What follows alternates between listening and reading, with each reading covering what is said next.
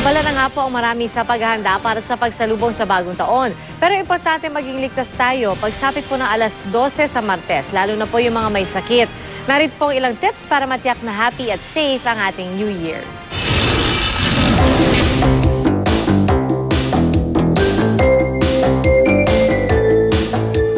Sa pagsalubong sa bagong taon, medianoche at bilog na pampaswerte ang pagkain, check.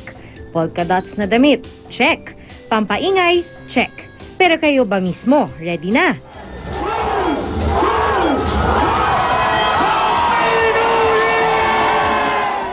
Happy sa countdown, usok naman kinalaunan. Naku kapuso, problema po yan lalo sa mga may hika. Payo ng DOH, gumamit ng face mask para mabawasan ang nalalanghap na usok. Dapat ready rin ang gamot lalo sa mga may hika. Sabi naman ng PNP, mainam na isara ang bintana ng bahay para maiwasang pumasok ang usok.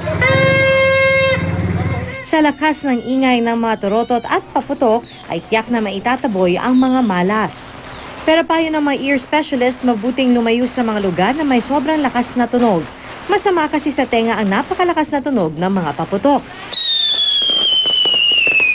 Sa mga alagang hayop, bangungot ang sobrang ingay at usok ayon sa iba't ibang animal rights groups. Kaya ang mainam gawin, itago ang mga ito sa kwarto at magpatugtog ng music na makakapagparelax sa kanila. Huwag din daw iiwang nakatali ang mga alaga. Sa gitna ng kasiyahan, maganda di po ba kung walang masusugatan?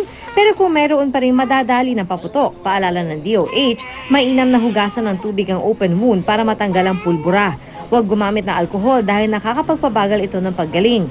Kahit toothpaste, kape o kamatis, walang maitutulong. Pagkatapos malunasan, mas mahalaga pa rin pumunta sa ospital. Tandaan mga kapuso, kahit panahon ng selebrasyon, di dapat pabayaan ang kaligtasan para lahat. Happy sasalubong sa bagong taon.